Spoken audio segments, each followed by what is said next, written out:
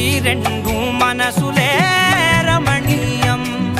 ముడే ముళ్ళట ముడి పడుతుంటే ముచ్చట, నాలుగు దిక్కుల కంట చూడ ముచ్చటైన వేడుకంట. ఆ పంచభూతాల తోడుగా ప్రేమ పంచుకొనే పండగంట.